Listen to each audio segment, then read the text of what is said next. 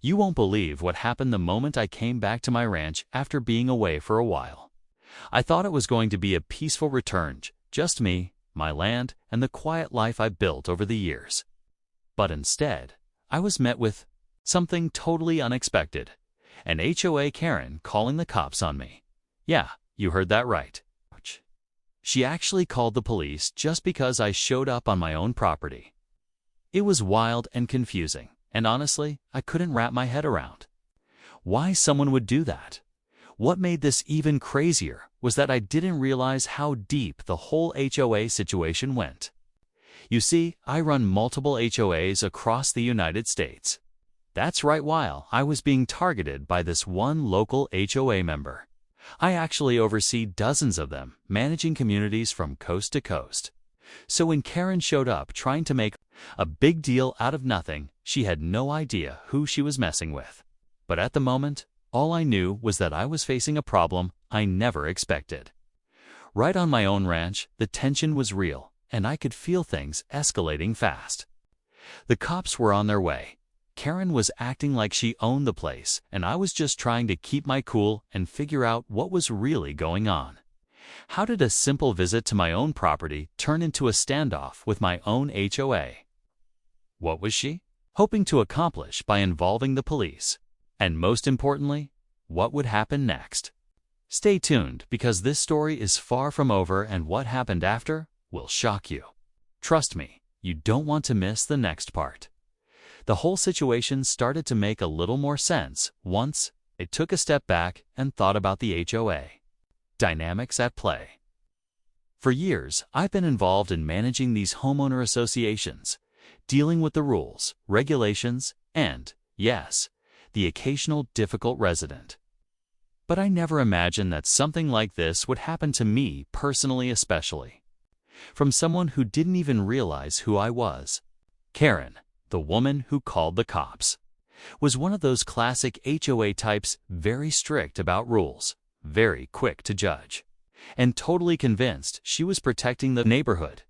What made it even more frustrating was that I wasn't just some random person showing up out of nowhere. This ranch is part of a bigger network of communities under my management. I've spent years building trust and handling conflicts behind the scenes. But Karen acted like I was an intruder, a threat to the peace she thought she was defending. Her attitude felt like a personal attack, and honestly, it caught me off guard. When the police arrived, things didn't calm down the way I expected. Instead, the conversation got more complicated. Karen insisted she had every right to call them, claiming I was violating some obscure rule. But the officers seemed unsure about what was really going on. They could tell there was more to the story, but had to follow protocol. Meanwhile, I was stuck trying to explain my role, my connection to the HOA, and why I was on my own property. It was frustrating, confusing, and honestly, kind of surreal. There was also a bigger question lingering in my mind. How had Karen missed all this? How had she gotten so worked up without knowing the full picture? And what would happen if others started doing the same, calling cops on me without knowing who I am or what I do? The situation was just getting started, and I had no idea how it would play out. But one thing was clear. This wasn't just about a ranch or one HOA member, while something much bigger, as the police stood there. Trying to piece together what was happening, I could see the confusion on their faces. Karen was still insisting I was breaking some kind of rule. But I knew better. There was nothing in the HOA guidelines that I hadn't already accounted for. Still, her stubbornness made it clear this wasn't just about rules. It felt personal. I started wondering what had fueled this kind of hostility. Was it just her personality, or was there something more going on beneath the surface? At the same time, I couldn't help but think about the other residents in the neighborhood. How many of them had fallen into the same trap of misunderstandings and assumptions? HOA disputes are nothing new, but this felt like an entirely different level, especially since I'm the one managing many of these associations. It raised questions about communication, trust, and the power dynamics in these communities. People like Karen often think they're the watchdogs of order, but sometimes they end up causing more chaos than peace. There was also the angle of how HOA policies can sometimes feel suffocating or out of touch with what people really want. I've seen firsthand how rules that are supposed to protect property values and community standards can sometimes alienate residents and create tension. In this case, it seemed like Karen had taken it upon herself to enforce these rules with zero flexibility, turning what should have been a simple welcome back into a full-blown confrontation. Meanwhile, I was trying to stay calm, but inside, the tension was building. What if this incident spiraled? What if other HOA members started to treat me the same way, ignoring who I was and the responsibilities I held? It wasn't just about my ranch anymore, it was about the whole system I helped run. The cops were still listening. Karen wasn't backing down, and I realized this conflict was far from over. The deeper I got into this, the more complicated it became. And I had a feeling the next move could change everything. The atmosphere grew thicker with every passing minute. Karen's voice got louder, more insistent, as she tried to convince the officers that I was some kind of threat or trespasser. But all they could see was a man calmly standing on his own property, trying to explain a story that was way more complicated than a simple complaint. I could feel eyes watching us from nearby homes, neighbors caught in the middle of something that was quickly turning into a showdown. The silence between words was almost heavier than the argument itself. I started to realize that this wasn't just a local dispute anymore. Karen's actions had sparked something bigger, attention that stretched across the entire network of HOAs I managed. People who didn't understand the whole picture could easily take sides, and that could mean trouble. The very communities I worked to support risked being torn apart by misunderstandings and miscommunication. It was like watching a powder keg, ready to explode, and I was right in the center of it. Then something shifted. Karen pulled out what she called proof of my wrongdoings, some obscure paperwork that she claimed I hadn't followed. It was hard to tell if she believed it herself or if she was just desperate to win this fight.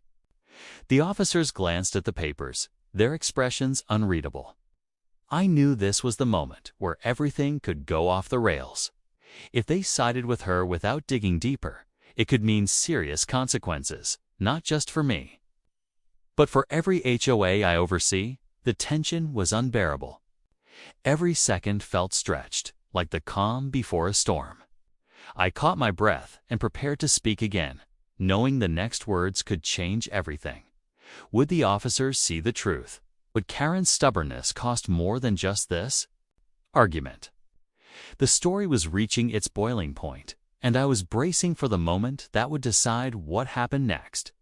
Just as I was about to respond, one of the officers suddenly paused and looked at me with a new kind of seriousness. Then he pulled out his phone and said, "Wait a minute. Are you the same person who's listed as the head of multiple HOAs in the state?" My heart skipped a beat. That was the moment the whole situation flipped on its head. Karen's confident smirk vanished, replaced by a flicker of uncertainty. It was clear she hadn't done her homework, and now the police were starting to see that this wasn't a simple neighborhood dispute.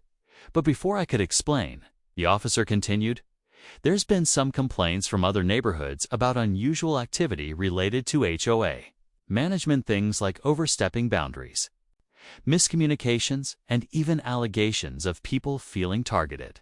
Have you heard about any of this?" Suddenly, the focus wasn't just on my ranch or Karen's call. The whole system I managed was under scrutiny, and the stakes just got a lot higher. Karen, sensing an opportunity, jumped back in, accusing me of using my position unfairly, trying to control too many HOAs at once, and causing more problems than I solved. The tension exploded again, louder and more intense than before. Now, I wasn't just defending my right to be on my property. I was defending my reputation, my work, and the entire network of communities I dedicated myself to managing. The officers exchanged looks, clearly torn between what they were hearing and what they'd seen so far. I knew this was the moment when everything could spiral out of control. What started as a petty HOA dispute was now turning into a much bigger conflict that could affect countless families and neighborhoods across the country. And through it all, Karen seemed more determined than ever to prove her point, no matter the cost. The tension was at its peak, and I was caught in the middle, waiting for what would come next, ready for whatever this storm was about to bring. The air was thick with tension as I took a deep breath, knowing this was the moment to set things straight. I calmly explained my role, how I managed the HOAs with care, focusing on balancing rules with fairness, and how I had always aimed to protect residents' rights while maintaining community standards. I pulled out the actual documentation, proving my ownership and authority over the ranch and the associations. The officers examined the papers carefully, their expressions shifting from suspicion to respect. Karen's frustration grew obvious. She tried to argue, but without real evidence, her words began to lose weight. The officers made it clear that calling the police without cause wasn't something to be taken lightly. I could tell Karen was realizing her mistake, but she wasn't ready to admit it just yet. Before things could settle, though, the officer's phone buzzed with an alert message from dispatch about a recent complaint filed in a nearby HOA community. It was about a pattern of false reports, all linked back to one name, Karen's. Suddenly, it wasn't just this ranch or my HOAs in question. Karen had a history of stirring trouble in multiple neighborhoods, filing baseless complaints and causing unnecessary chaos. The officers exchanged surprised glances as the weight of this new information sank in. The story took a sharp turn. Karen wasn't just a strict HOA member. She was someone using the system to push her own agenda, creating conflict wherever she went. I realized then that this was bigger than was about protecting entire communities from people who weaponize HOA rules for personal vendettas. The officers informed Karen that future false reports could lead to serious consequences. As they packed up and left, the neighborhood slowly returned to its quiet calm. But as I stood there, looking over my ranch, I knew the fight wasn't over, not just for me, but for everyone caught in HOA drama like this. Just when I thought the tension had passed, my phone buzzed. A new message popped up, and my blood ran. It was from another HOA president, warning me about a new challenge on the horizon. The story was far from over. After the officers left, I took a moment to breathe and let everything sink in. What started as a simple visit to my ranch had turned into a battle over misunderstanding, assumptions, and the real power behind HOA management. Karen's actions showed me just how fragile trust can be in these communities, how important it is to communicate clearly and stand firm when things get complicated.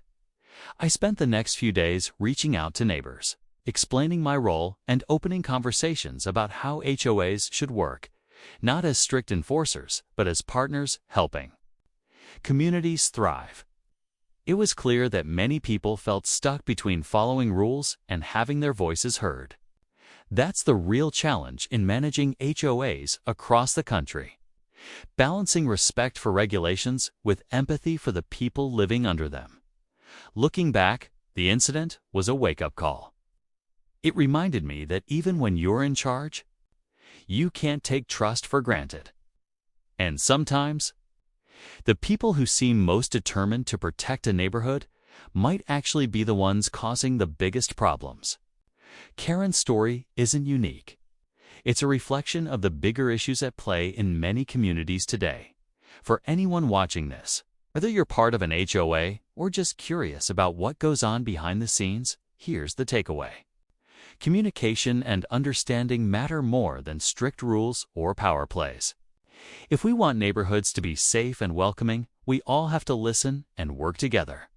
As for me, the message I got that day, a warning about new challenges ahead, reminds me that managing HOAs isn't easy. But it's worth it. There will always be conflicts, but how we handle them makes all the difference. Thanks for hearing my story. Stay tuned because this journey with HOAs is far from over.